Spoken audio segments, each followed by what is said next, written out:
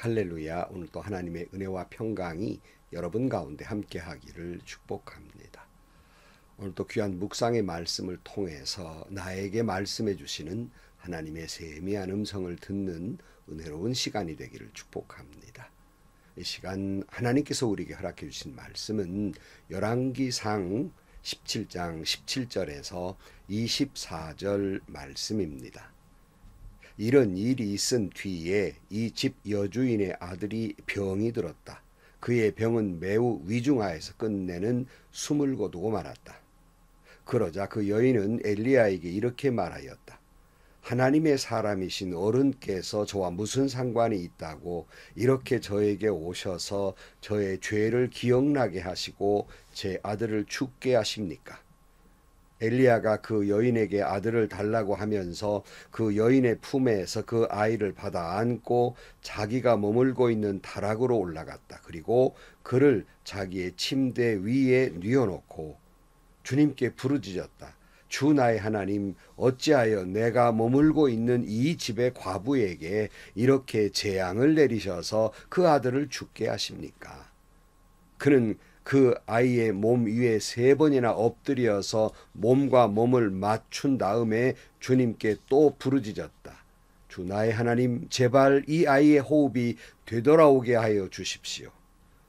주님께서 엘리야가 부르짖는 소리를 들으시고 그 아이의 호흡을 되돌아오게 하여 주셔서 그 아이가 살아났다.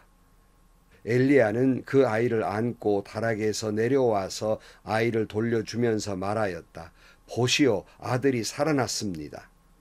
그 여인이 엘리야에게 말하였다. 이제야 저는 어른이 바로 하나님의 사람이시라는 것과 어른이 하시는 말씀은 참으로 주님의 말씀이라는 것을 알았습니다. 아멘. 북이스라엘, 이스라엘 역사상 가장 악한 왕 아합 왕이 등장합니다. 그러나 하나님은 하나님의 사람, 하나님께서 예비해 놓은 엘리야를 이 악한 아합 왕에게 보냅니다. 그리고는 아합에게 도전적인 말을 하지요. 당신이 섬기는 죽은 우상들이 아니라 내가 섬기는 살아계신 하나님을 두고 맹세하여 말하는데 앞으로 몇 년간은 비가 오지 않을 것이다 라고 선언합니다. 이 도전은 죽음을 각오한 도전이었습니다. 죽음을 각오한 하나님의 말씀을 전하는 일이었어요. 하나님은 이 아합의 위협으로부터 엘리야를 피신시킵니다. 그릿 시냇가에 숨었다가 아예 점점 기근이 드니까 물이 없어졌단 말이죠. 그래서 하나님께서는 사르밧 과부에게 엘리야를 보내서 먹을 것을 구하게 합니다. 그러나 사르밧 과부는 이제 조금 남은 한 움큼의 밀가루와 몇 방울의 기름을 가지고 이제 이것 빵으로 만들어서 먹고 이제 다 없으니까 죽기를 구하는 그런 상황 속에 있었어요. 뭐 넉넉한 처지가 아니죠. 근데 엘리야가 그 빵 만들어서 나 먼저 달라는 겁니다. 이 죽의 종의 할 소리입니까? 그러나 엘리야는 사르밧 과부에게 말합니다. 그렇게 하면 두려워하지 말고 그렇게 하면 하나님이 너의 밀가루와 기름을 떨어지지 않게 할 것이라고 말씀하고 이 사르밧 과부는 그 말에 순종함으로 말미암아서 엘리야의 말처럼 다시는 이제 그 기름이 없어지지 아니하고 또 기름이 마르지 아니하게 됩니다. 자, 이런 기쁨 뒤에 오는 어려움은 훨씬 더 어렵게 느껴지는 거지요. 바로 그것은 그토록 사랑하는 그 사르밧 과부의 아들이 이 일 있은 후에 시름시름 앓다가 죽게 된 것입니다. 그러니 얼마나 원망스러웠겠어요. 그래서 오늘 본문에 이렇게 엘리야에게 말하지 않습니까? 17절 말씀에 보면 이런 일이 있은 뒤에 이 집 여주인의 아들이 병이 들었다. 그의 병은 매우 위중하여서 끝내는 숨을 거두고 말았다. 그러자 그 여인은 엘리야에게 이렇게 말하였다. 하나님의 사람이신 어른께서 저와 무슨 상관이 있다고 이렇게 저에게 오셔서 저의 죄를 기억나게 하시고 제 아들을 죽게 하십니까? 사르밧 과부는 엘리야가 와가지고 말씀에 순종한 것밖에 없는데 아들이 죽었단 말이에요. 왜 이런 일이 있냐는 거지요.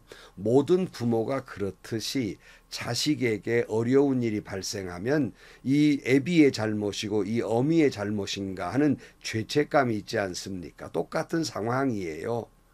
사랑하는 성도 여러분, 요즘 어떤 일로 이해할 수 없는 시련이나 역경이나 고통 가운데 있습니까? 결코 여러분의 과거의 죄 때문에 주는 시련은 아니라고 생각을 합니다. 또한 하나님이 여러분에게 감당할 수 없는 시련은 주시지 않습니다. 다만 지금 우리가 왜 이런 일이 일어나는지 이해할 수는 없지만 여러분들이 꼭 기억해야 할 것이 있어요.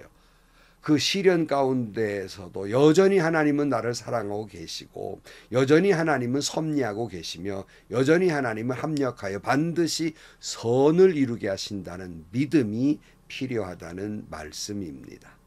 그래 여러 번 말씀드렸습니다마는 저는 어떤 이해할 수 없는 시련과 고통이 올 때마다 하나님께 기도합니다. 하나님, 또 제게 무슨 은혜, 무슨 복을 주시려고 이렇게 제가 감당하기 어려운 시련을 주십니까? 늘 이렇게 기도하고 또 이 시련 뒤에 하나님이 축복해 주실 것을 믿고 기도하곤 합니다. 성도 여러분, 하나님은 이런 시련과 역경을 겪게 하시면서 저도 여러분도 그 속에서 믿음을 성숙하게 하십니다.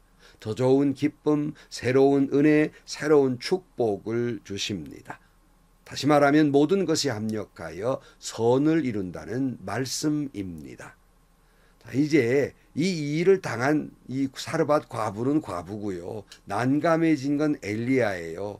사르밧 과부가 그 어렵게 말씀에 순종했는데 그 집에 머물고 있는 덜썩 그 아들이 죽었단 말이에요. 주의 종으로 할 소리가 없지 않습니까? 아마 이 말씀을 들은 목회자들은 종종 이 엘리야의 심정을 이해하기 쉽게 됩니다. 오늘 19절 말씀, 엘리야가 그 여인에게 아들을 달라고 하면서 그 여인의 품에서 그 아이를 받아 안고 자기가 머물고 있는 다락으로 올라갔다. 그리고 그를 자기의 침대 위에 뉘어놓고 주님께 부르짖었다. 주 나의 하나님이 어쩌여 내가 머물고 있는 이 집의 과부에게 이런 재앙이 내리셔서 그 아들을 죽게 하십니까? 그는 아이의 몸 위에 3번이나 엎드려서 몸과 몸을 맞춘 다음에 주님께 또 부르짖었다. 주 나의 하나님, 제발 이 아이의 호흡이 되돌아오게 하여 주십시오. 난감해진 건 엘리야예요. 아니 자기가 공연히 거기가 와가지고는 그저 순종했는데 그 아들이 죽으니까 과부에게 그 아들을 달라고 해서 품에 안고 자기가 머무는 다락으로 올라가서 부르짖습니다. 아니 이 여인이 뭘 잘못했다고 그러십니까? 순종한 것밖에 없습니다. 왜 제가 오고 순종했는데 이런 시련을 주십니까? 라고 부르짖게 됩니다. 특별히 엘리야는 이 과부의 아들 위에 몸과 몸을 맞추어서 몸 위에 몸을 이렇게 대고 기도했다고 말씀하고 있습니다. 저는 이런 모습을 보면서 이 기도의 모습은 어떤 모습일까? 아마 엘리야 역시도 이 아들이 죽음에 이른 것이 혹 자기 죄로 여기는 것은 아닐까 하는 생각을 갖게 됩니다. 어떤 사르밧 과부나 이 아이의 잘못이 아니라 주의 종인 자기의 잘못, 이 문제의 원인을 자기에게 죄로 돌리고 있는 모습을 봅니다. 그리고 몸과 몸을 대고 엎드렸다는 것은 마치 그 죄를 자기에게 다 전가시키는 듯한 그런 모습이기도 해요. 제 생각에. 제가 경상북도 영덕군의 도곡에 있는 교회에 목회를 하고 있을 때요. 전도사 시절입니다. 어려운 목회, 작은 교회인데요. 이 작은 교회니까 겨우겨우 남집사 하나 세웠는데 이 남집사님이 영세하게 돼지를 몇 마리 키우는데요. 겨울에 돼지를 키워서 돼지가 새끼를 낳으니까 얼마나 좋은 일이에요. 근데 남은 얼어 죽고 또 나면 얼어 죽고 3번씩이나 하는 거예요. 아시는 분은 아시겠지만 돼지가 새끼를 낳을 때는 그 주인이 지키고 있다가 낳는 족족 따뜻하게 따로 떼어 놔서 온기를 이렇게 유지해 줘야 되는데 자네동 지키고 있다가 잠깐 잠든 사이에 돼지가 새끼를 낳아 얼어 죽고 새끼를 낳아 얼어 죽는 거예요. 또 그 소식을 듣고 마음이 얼마나 아픈지 돼지막으로 달려가 봤습니다. 그랬더니 돼지 새끼들이 널브러져 죽고 있는 처참한 모습이었어요. 그래 제가 돼지막을 부여잡고 하나님께 기도합니다. 하나님, 행여 이 부족한 전도사가 기도가 부족했다면 그 잘못을 제게 돌릴 일이지 어찌 이 어린 집사에게 이 어려운 시련을 줍니까? 잘못이 있다면 제 잘못이지요 하고 눈물로 오랫동안 기도했던 기억이 납니다. 아마 엘리야가 죽어있는 아들의 모습을 보면서 아마 저와 같은 심정이었지 않는가, 저 나름대로의 그렇게 이해를 하게 됩니다. 그러나 이 절망적인 순간에도 엘리야가 이렇게 기도하는 것은 하나님을 나의 하나님이라고 부르면서 기도하고 있어요. 그러니까 나의 하나님, 난 하나님만 믿습니다. 하나님만 의지합니다. 하나님의 역사하실 줄 믿습니다. 하나님께 모든 걸 맡깁니다. 그런 얘기예요. 그리고는 그가 기도를 하게 됩니다. 그가 이런 믿음 있게 이렇게 기도했지 않겠습니까? 이때 22절, 주님께서 엘리야가 부르짖는 소리를 들으시고 그 아이의 호흡을 되돌아오게 하여 주셔서 그 아이가 살아났다 그랬어요. 할렐루야지요. 하나님은 엘리야의 이 간곡한 기도를 들으시고 이 아이가 살아나게 됩니다. 성도 여러분, 우리가 절망적인 순간에 때로는 눈물도 한숨도 있지만은 우리가 하나님께 부르짖어 기도하면 하나님은 그 기도를 들으신다는 거예요. 특별히 절망의 순간에 하나님을 찾아 부르짖을 때 하나님은 보고 계시고 듣고 계시고 응답해 주실 것입니다. 23절, 엘리야는 그 아이를 안고 다락에서 내려와서 아이를 돌려주면서 말하였다. 보시오, 아들이 살아났습니다. 그 여인의 엘리야에게 말하였다. 이제야 저는 어른이 바로 하나님의 사람이시라는 것과 어른이 하시는 말씀은 참으로 주님의 말씀이라는 것을 알았습니다. 살아난 아들을 보면서 사르밧 과부는 아주 위대하고 아름다운 신앙을 고백하게 됩니다. 이런 시련 속에서, 이런 고난 속에서 믿음의 성숙은 오게 되는 것입니다. 그러니까 이 여인은 고난을 통해서 비로소 아주 위대하고 아름다운 신앙 고백을 하게 되었다는 말씀입니다. 이런 점에서 말씀에 순종한 사르밧 과부가 이해할 수 없는 아들이 죽는 고통은 이 사르밧 과부를 통해서 믿음의 성숙을, 그리고 아름답고 위대한 신앙의 고백을 할 수 있도록 하나님이 역사하시고 만들어 가시고 또한 함께 하시는 과정이었다는 말씀이에요. 혹 여러분 오늘 또 참 이해할 수 없는 어려움이 있고 고통이 있습니까? 낙심하지 말 일은 아까 말씀드린 대로 여전히 그 안에 하나님의 사랑이 있고 섭리가 있고 역사가 있고 뜻이 있는 일입니다.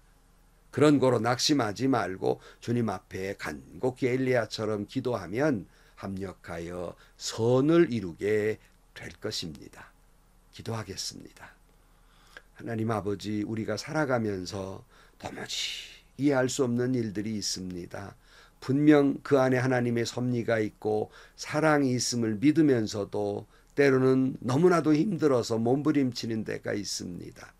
엘리야의 부르짖음을 듣고 응답하신 주님, 우리의 부르짖음의 소리를 듣고 응답하여 주옵소서. 무슨 일을 만나든지 절망하고 낙심하지 않게 하시고 모든 일 하나님께 맡기고 부르짖어 기도하는 저희들 되게 하여 주어서 사르밧 과부의 아들이 살아난 것처럼 우리의 죽어있는 모든 것들이 살아나게 하여 주옵소서. 회복되게 하여 주옵소서. 예수님의 이름으로 기도하옵나이다. 아멘.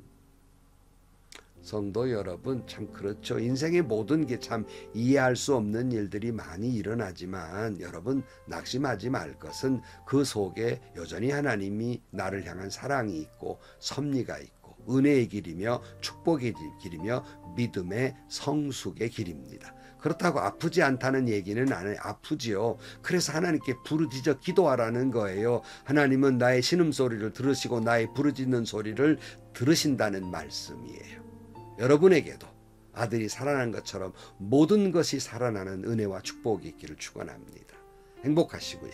좋은 일이 가득한 하루가 되시기를 주님의 이름으로 간절히 축원합니다.